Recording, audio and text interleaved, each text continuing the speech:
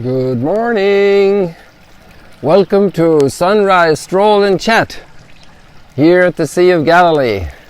How are you today? Or maybe you're in the west coast of the Americas. So how are you tonight? How was your day, your Sunday?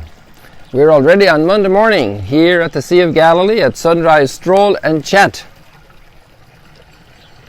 Are you wondering about the sound of the water? Do you know where we are? Do you know where we are? Do you know where we are? We're here. So there's an infinity pool also going around Duke and Altum. And here we are. And it's very hazy this morning, so guess what? We're going to go and stroll. And we're going to stroll towards the archeology.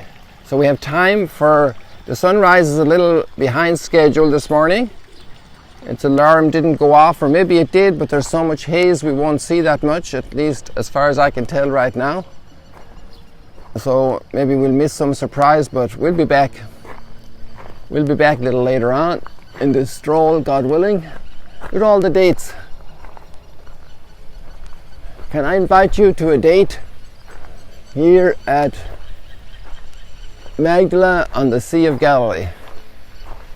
And here, our guest house. We actually have guests every day this week, thanks be to God. So we can have some of our employees and they can have something for their family, a little salary. The fountains are working this morning. It's really beautiful. It's fresh. It's going to be over 100 degrees today, so this moment is very precious. Look at something new here. We got these yellow flowers, and it's the same type of leaf basically as the Royal Poinciana, which is all red. And here there are yellow ones, and there's a different format in the flower. It's like a big long, it's like a, how do you say, not an obelisk maybe even. So maybe, I do not know this. I wanted to research this for the last 10 days as they were coming, because the first ones came a while ago. So this is getting ready to be in full bloom for Mary Magdalene's feast day on Wednesday. You know what? Maybe I get up closer here, and some of you who are flower experts can see the details. I'm now about that, the camera now is about 10, 12 feet over the ground. So we're up there. So I leave you to just, you notice the leaves, they're something similar.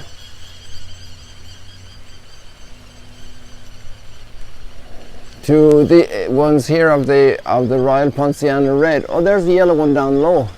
Is that a flower? No, it just fell down. That one just fell down. So here we have the red ones. They're getting a little old, but there's still some fresh buds coming. Look at that. You see the fresh buds? Two of them there. So we're going to have red flowers here. It's an all summer tree, huh? More buds there. So we're going to have some more blossoms here. Here we're walking by Duke and Altum. Just one last peep at the sun in case it's doing anything special here. Nope, it's still going to be that grey. Okay, let's keep going, people. Oh, by the way, Mary Magdalene is here, and she's actually just meeting up with Jesus. Look.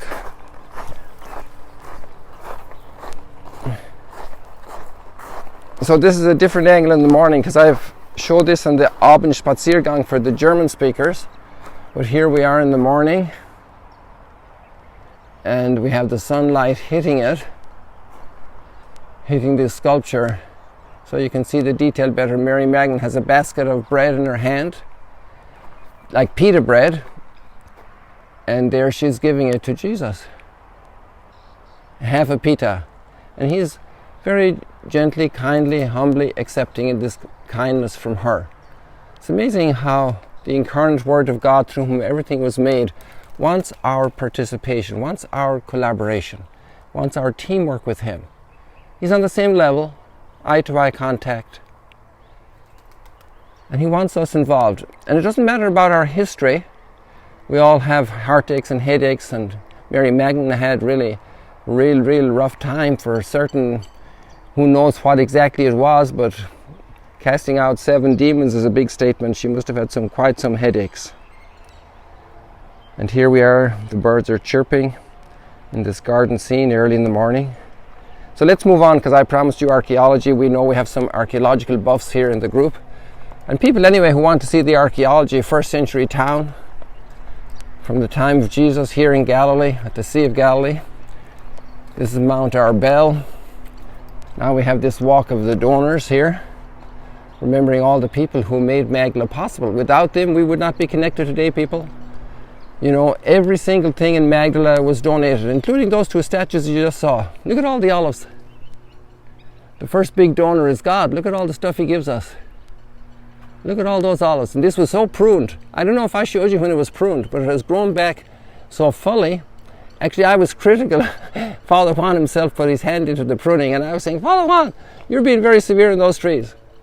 And he just kind of laughed, and now they have grown back.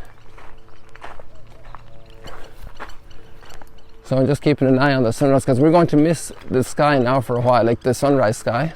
But let's keep going for the archaeology, people. I know you're biting your nails, you're saying, when am I going to get there? Okay, I'm going. We're going to the archaeology now. So here we got more of these beautiful. Maria Jesus Fernandez is such an artist, you know. She did so many different features here, and she also helped design these commemorations of the donors. And this will also be tiled with tiles for donors with their names on it. But that project now is a little down the road with the setback of the corona. Little by little, we walk as we can. I'm walking quickly now, actually. Want to get to the archaeology. And this gentleman escaped a civil war battle in Spain as a little boy. And then he had another close shave with death. And he just committed his whole life to God. And those are the ones for putting on the road, you see. The names of the people are going to be there. They're there already on some, you know. So that's the plan, to put all on this road here, because so many people from around the world helped to make Magdala what it is. Even those 2 statues, the artist donated them. Can you imagine? Somebody else could have charged a fortune. Look at all the dates. Now these are much bigger than the last ones you saw. Look at. They're going to be delicious. Now there's archaeology here under the building. We won't talk about that this morning, or maybe we should.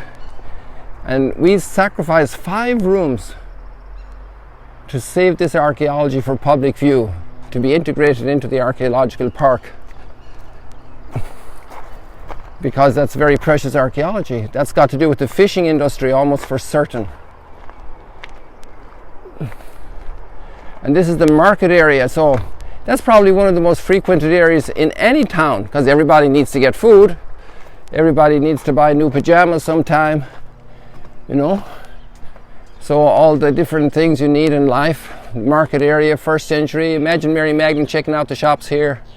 This was your local mall in Magdala 2,000 years ago. We can see down here in Mount Arbel to Tiberias, which had just become the capital of Galilee. So maybe she was down there with her friends Susanna and Johanna. Let me see if we can get Tiberias on the screen. It's very hazy. You see right under those electric lines, you see the high rises of northern Tiberias, the new Tiberias. So that's where we are, people, here at the Sea of Galilee. Good. So now let's go and check out the jewel of our synagogue, the crown of our synagogue, of our archaeology, which is the synagogue. So Jewish community, you know, central place after the market. I imagine there's not too many places that would compete for visit like our synagogue. So I know it's a while since some of you have been here. Maybe some of you have never been here before. So here are these frescoes. Look at these frescoes. These frescoes are similar to Pompeii.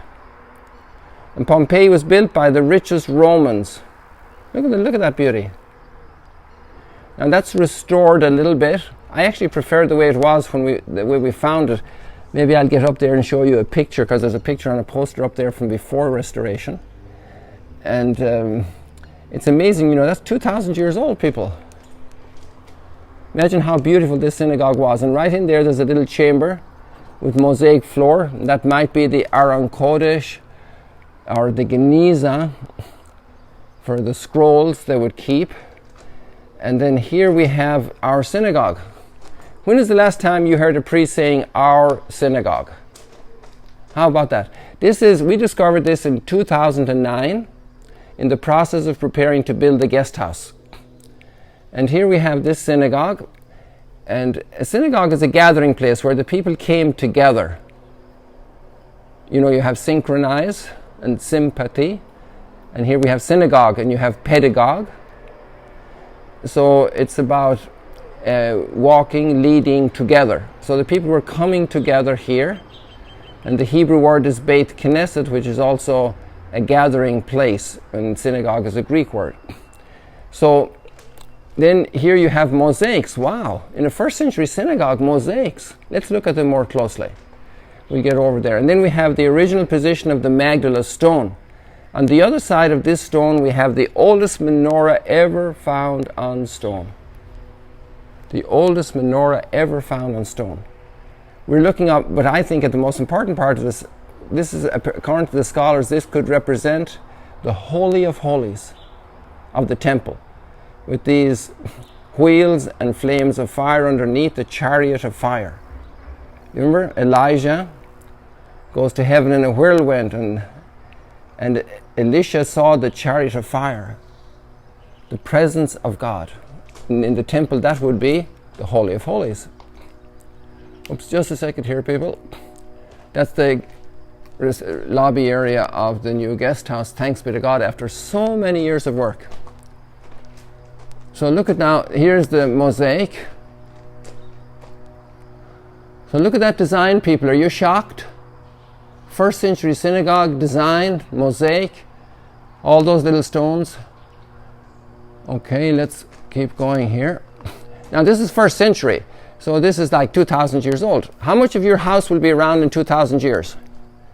How much of your local church or local synagogue will be around 2,000 years? And say a prayer for Father Juan, because he sweated so much, lost so much sleep, had so many problems to get this whole project built, so many challenges. And you know, he got some more gray hair since then. So many people helped to make Magdala happen. So let's look here. Look at this. Look at this, people. And then look at this over here. So there are two significant designs. There's this infinity design, and then there's this rosette design. And in this design you can discover three colors with the naked eye. So you have the dark and the light color, and then you have a type of a reddish ochre color. And you know what? There's a lady from Spain doing her doctorate on the colors of the mosaic in Magdala. And she tells us she has identified 27 different colors technically with her instruments. Can you imagine the beauty of this when it was new? The thoughtfulness. So there we are, people, in the most beautiful synagogue of the first century so far discovered. There you have another angle on the frescoes, and there's more fresco here. Look at this. You see there's more fresco. And then there's more fresco over in the corner. The light's not strong enough now to pick it up right in that corner, the center of the screen. And there was actually a little piece of fresco all around, inside the wall, between the seating and the wall. And you can see the little, the three seats, the one inside the wall, and then two rows in the center. I remember Tim Gray was here, an American scholar, and the first thing he saw when he saw this many years ago, the very first year we had discovered it, and he said, this reminds me of the temple in Jerusalem, at three different spaces, three different courts, the courts of the temple.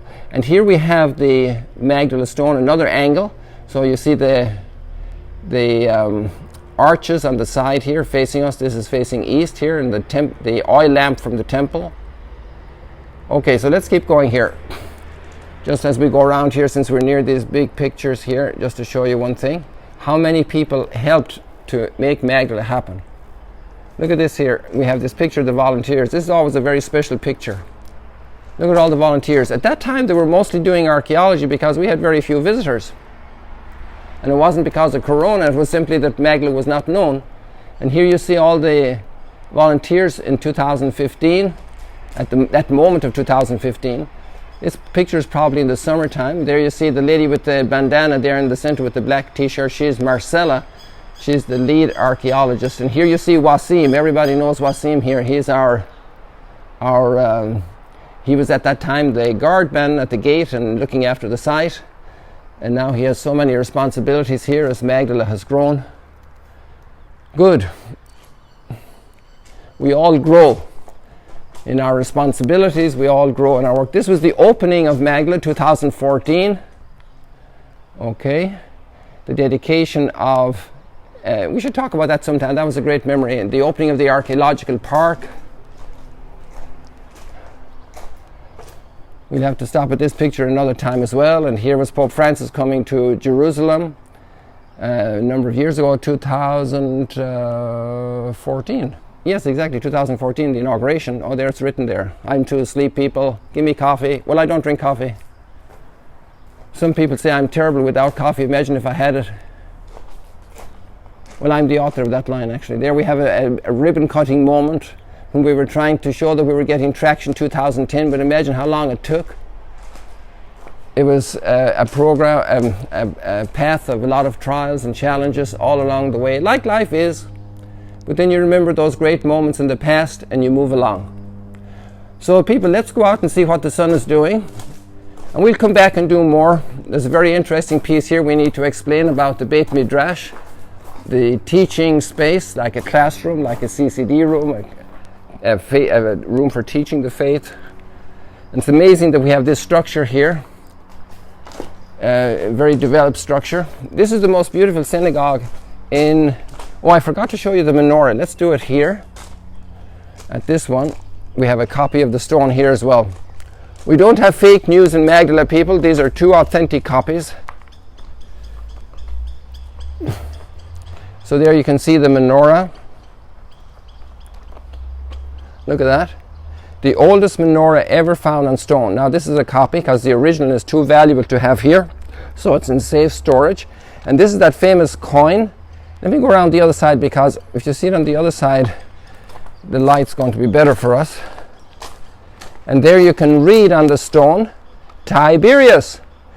And then you can read on the other side, if you start at the bottom, Herodu, and then at the top, and going down to the right clockwise, Tetrarchu, Tiberius of Herod the Tetrarch.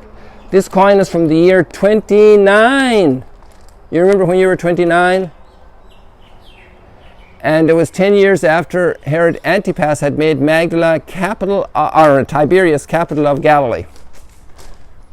Here we have a first century road with some interesting pillars, but we'll talk about that another day, God willing. And now let's go and check out the sunrise, because there's a lot of light. Hey people, we're going upstairs. Just hold on. Anybody need a little lift up here? A hand? We're remodeling our visitor center, so don't be surprised. We have to move it in from the road. Oh, I wanted to tell you about that picture. This is the original, what we discovered when we discovered it. This was the fresco. This is a picture from the time it was original. Okay, it's a little bit weather beaten as a picture, but there you get the idea. And there's a picture of the synagogue complex. And there's still more to excavate, but that's an early picture. And this was a picture of the project. That's a lovely picture, because you see it's mostly built already. Isn't that amazing? There's still a couple of chunks to build, but there is our project. You know, by the grace of God and the generosity of so many people, we've come to... Oh, look at this, people. Look at the light over Magdala. Let's go and check this light out. And we trimmed down these bougainvillea because they were taken over. And they grew so much. They're only a couple of years here, and they grew so much. Then this is a complete fence. Oh, they're nice white ones. Look at this, people. Isn't that beautiful? Like a pile of bougainvillea snow. This one has more sprouts and more flowers ambitiously growing up into the sky. Oh, there we have the sun. Sunrise over Magdala, people. Screenshot.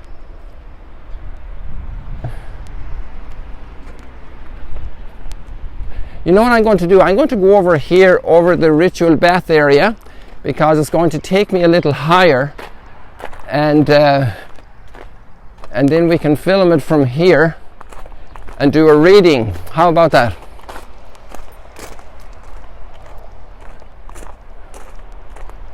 Oops, sorry, didn't mean to, people, sorry.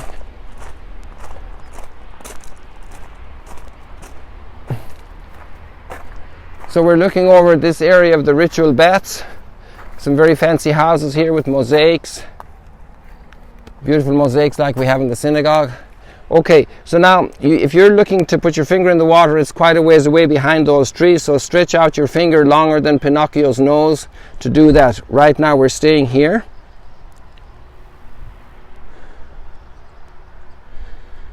So we'll let this sun rise over this tree. That's a new angle because we haven't seen the sun at the treetop like that before.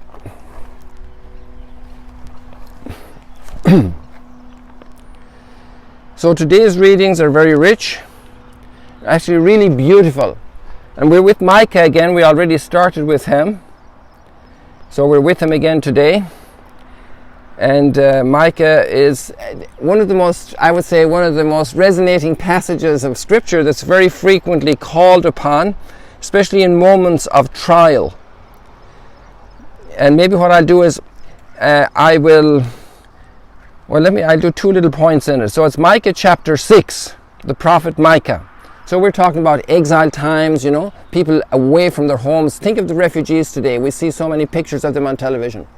Think of the refugees, the immigrants, the migrants. You know, they were exiles in Babylon. They were away from all what they'd built up for their whole life. Imagine grandparents in that condition. And then imagine moms with little babies and ready to give birth in that condition. And so he says something that has a resonance to Good Friday. "O my people, what have I done to you? How have I wearied you? Answer me. I brought you up from Egypt, from the place of slavery.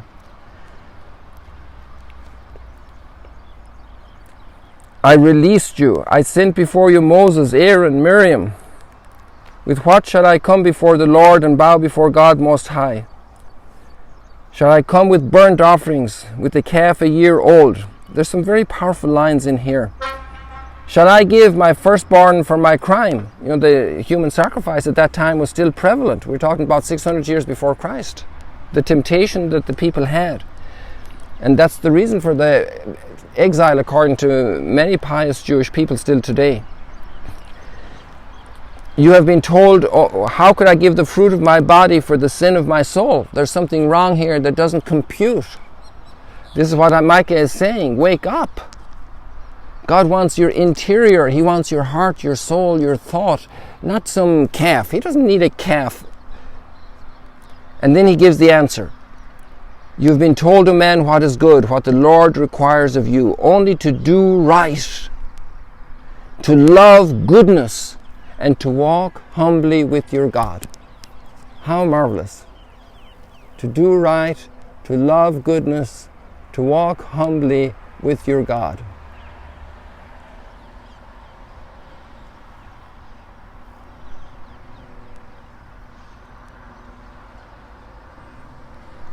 And your light will shine, Isaiah would say. Now let's go to the Psalm. "To the upright I will show the saving power of God." The upright, those who walk humbly, those who walk sincerely, those who walk honestly. Lord, give me strength today to be honest, to be sincere, to be generous, to do the right thing, not to fall for some type of revenge, some type of hard feelings towards people. Let me be generous. Let me return good for anything I receive. For everything I receive. Let me return good.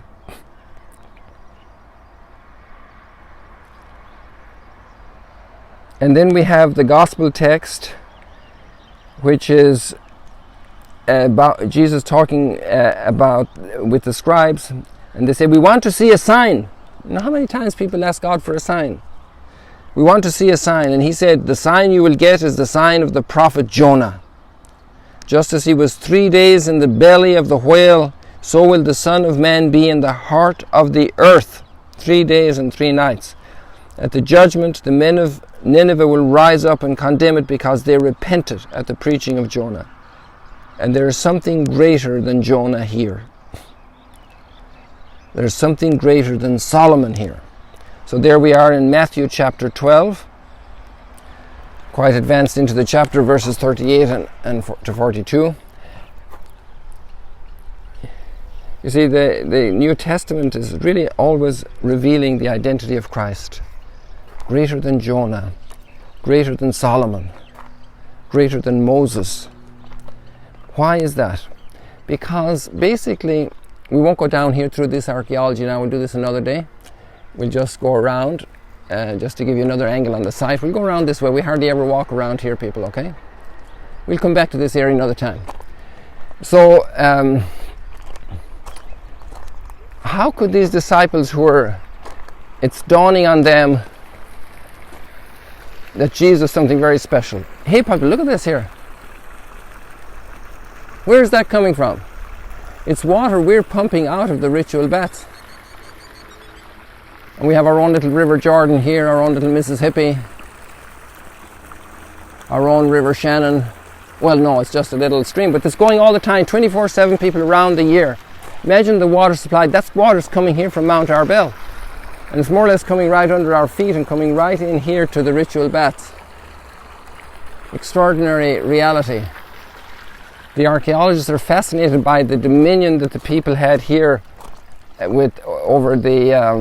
over water, the usage of water, the way they contained it and moved it.